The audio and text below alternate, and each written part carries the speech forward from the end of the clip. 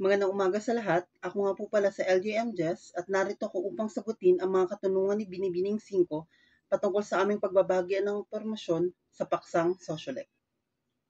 Ang kanyang katanungan ay, ano ang kahulugan ng Sociolec sa larangang lingwistika? At ano ang kahalagaan nito bilang estudyanteng kumukuha ng programang Bachelor ng Sining sa Pilipino? Ayon sa mga eksperto o lingwistika, ang kahulugan ng Sociolec, ito ay isang barete ng wika na nagkakaroon ng pagkakaiba-iba ng wika, nakadepende kung saang grupo kasalipunan nabibilang. Ang mga grupong ito ay naiimpluwensyahan ng iba't ibang salik, katulad ng kasarian, edad, estado sa buhay, at iba pa. Ayon kay Labub, 1966, binanggit niya na ang mga tao sa European at American ay nagkakaroon ng pagbabago ng wika o kung paano binibigkas ang mga salita nakadepende sa kanilang estado sa buhay. Halimbawa, ang salitang court ay binibigkas ng mayayaman ng wala ang R. Sa mga taong mahihirap naman ay binibigkas nila na ito nakasama ang R. Sinabi pa ni Labub na hindi mahalaga kung ano yung meaning ng salita or kung paano mo ito ibigkasin, kundi kung sino ka sa lipunang kinabibilangan nung sinabi mo ito. Sa madaling sabi, ang kahulugan ng Sociolec sa larangang lingwistika ay kung paano naiimpluwensyahan ng iba't ibang salik na ito at nagiging dahilan ng pagkakaroon ng pagkakaiba-iba ng wika ng mga grupo ng tao sa lipunan.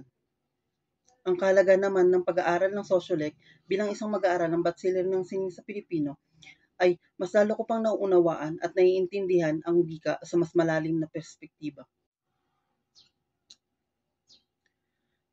Sa pamamagitan ng pag-aaral ng Sociolec ay mas lalo ko pang naintindihan ang pinagmulan, kasaysayan at dahilan kung bakit nag-e-exist ang mga wikang ito ng mga grupo ng tao sa lipunan. Kung i-apply natin ang tatlong ito, ang dahilan, kahalagahan at kasaysayan, mas lalo nating maiintindihan ang iba't ibang wika sa lipunang ating kinabibilangan. Sa kasaysayan, malaman natin na ang pinagmulan ng gay language ay ito ay nagmula noong panahon ng martial law kung saan napapahamak at hindi maayos ang kalagayan ng mga taong ibang kasarian. Sa dahilan, binuo nila ang gay language upang makapagatid pa rin sila ng mensahe sa gitna ng kapahamakan na kanilang nararanasan. Sa kahalaga naman, mahalagang malaman natin ito upang malaman natin kung gaano kapangyarihan ang wika at kung paano ito nagiging tulay upang magkaroon pa rin ng komunikasyon sa gitna ng kapahamakan. Mahalagang malaman ko ito bilang isang nagpapakadalubhasa sa wika upang masalo ko pang mapalawig ang aking kaalaman kung ano nga ba ang malaking papel at kampanya ng wika bilang kasangkapan ng iba't ibang tao sa lipunang ating kinabibilangan. Ako po si Bahadri Realin. At ang sagot ko sa tanong ni Aduna Larame na ano-ano ang halimbawa ng Sociolec sa lipunang Pilipino.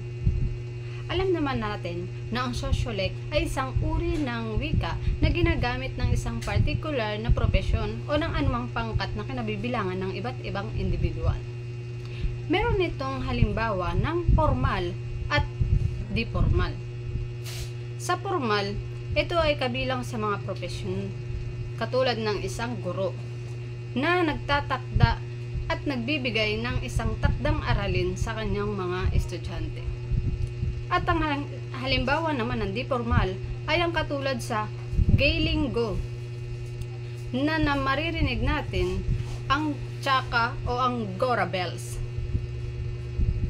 Pangalawa sa di formal ay ang Jejemon na ang halimbawa yung muzta na hehehehe. At ang konyo katulad ng so ew, di ba? Magandang araw po sa ating lahat. Ako naman po si Binibining December Reyes Balaes. At ang sasagutin ko pong katanungan ay galing kay Binibining Kapampangan. So, ang papel po ng Sociolec bilang pagkakakilala ng isang grupo o sektor ay ipinapahayag base sa pagkikipagkomunikasyon upang patatagin at ipaglaban ang kanilang pagkakakilanlan sa loob ng mas malawak na lipunan. Yun lamang po. Maraming salamat. Magandang araw. Ako si Binibining Elamila Bastida at sasagutin ko ang katanungan na nagmula kay Binibining Angelina Avancenia mula sa Group 2. Ang kanyang katanungan ay, paano naka-apekto ang antas ng edukasyon sa pagkakaroon ng Sociolec? Habang kasi tumataas ang antas ng edukasyon ng isang tao, lumalawak ang kanyang talasalitaan o mga bokabularyo at may mga alam din siya mga formal na estruktura at diskurso. Kaya't ang mga salitang technical at mga akademiko, tulad ng halimbawa ng salitang sustainability, ay nagiging pananda sa mga grupong nakapag-aral at humuhubog ng hiwalay na sociolect. Yung halimbawa na salitang sustainability dahil kung nakakapagsalita ka ng ganitong mga kakomplikadong salita ay masasabi na ikaw ay may mataas na napag-aralan o antas na napag-aralan. Ang mga hindi gaanong na-expose sa formal na pag-aaral o may mga bababang antas na napag-aralan ay nanatili o lumilikha ng sariling baryedad o variasyon ng nasalita, kagaya ng mga jejemon, street slang, Becky language o gay lingo at na nagiging pagkakakilanlan o tugon sa lingwistikong elitismo. Kaya't ang edukasyon, sa simpleng sabi, ay nagtutulak ng pagkakaiba sa paraan ng pagsasalita. Para doon sa mga taong may presteyo o may mga pribileyo, para naman sa ilan ay nagbubuo sila ng mga alternatibong koda o mga alternatibong salita. Yun lamang para sa katanungang iyon. Magandang umaga sa lahat. Ako po si Noves Torero. Ang sagot ko sa tanong ni Jefferson Culerga ay, para sa akin, sinasabi ang sociolect ay isang refleksyon ng katayuan ng isang tao sa lipunan dahil ito ay isang salamin ng kanyang karanasan, edukasyon at pakikisalamuha.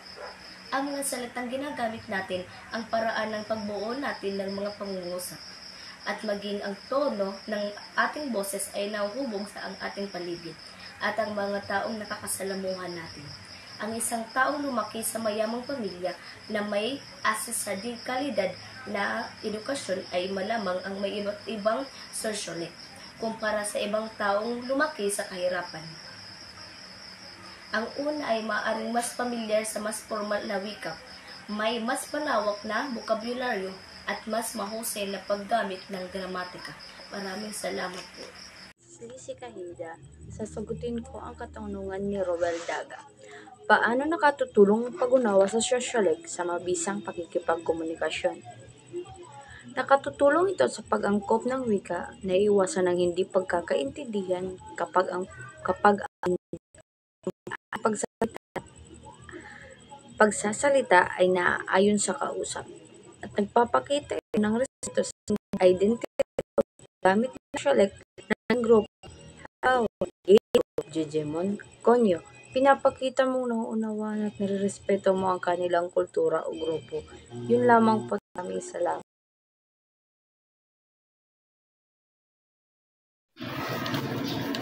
Ako si Ricardo Trajano at ito ang katanungan mula kay Janelle Alona. Ano ang epekto ng social media sa pag-usbong ng mga bagong salita sa social? Ang social media ay nagbibigay ng platform para sa pag-usbong ng slang at iba pang mga bagong salita. Kaya ng halimbawa ng salitang mga slang ay gaya ng OA, G, awit, iabang, at sobrang latina at marami pang iba. Ang epekto nito sa sociolect ay nagdudulot ng pagbabago sa wika. Ang mga bagong salita ay maaaring pumasok sa pang-araw-araw na wika at magbago sa paraan ng pakikipag-usap ng mga tao. Magandang araw po sa ating lahat. Ako po si Rielin Torre, ang sasagot sa katanungan ni Felicity Asilio na sa kung anong profesyon o sektor ng lipunan karaniwang lumilitaw ang mga natatanging ni sociolect.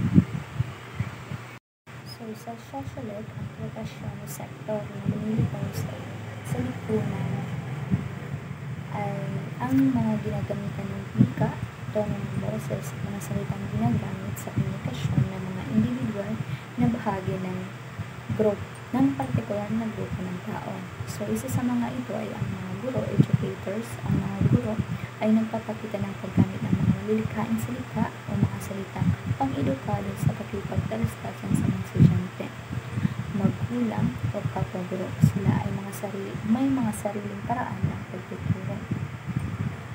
Halimbawa na nandito yung Kanman Ligaya na gumagamit ng mga iba't ibang estratehiya sa pagtuturo upang matutong mga mag-aaral na nagpapakita ng kanyang pagiging professionalismo at kaalaman sa larangan ng edukasyon. So sa Sociolec na lumilitaw sa sektor of edukasyon ay ang mga guro educators na nagpapakita ng kultura, tradisyon sa pagtuturo na bumubuo ng kanilang social na identidad bilang mga guro. Magandang araw, ako nga po pala si Marian Arentok at ang aking sasaguting tanong ay galing kay Nicole Oribe ng Group 2. Narito ang kanyang tanong. Maaari bang maging sanhi ng diskriminasyon ang paggamit ng particular na sociolect? Ipaliwanag. Ang aking sagot ay oo. Dahil ang sociolect o ang paraan ng ating pagsasalita ay naugnay sa isang particular na grupo sa lipunan.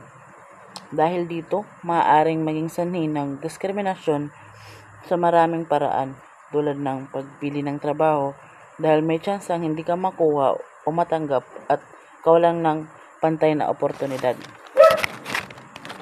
Mahalagang tandaan na ang wika ang isang mahalagang parte ng ating pagkakakilanlan at ang paggamit ng sociolect ay hindi dapat maging dahilan upang mahusga tayo ng ating kapwa.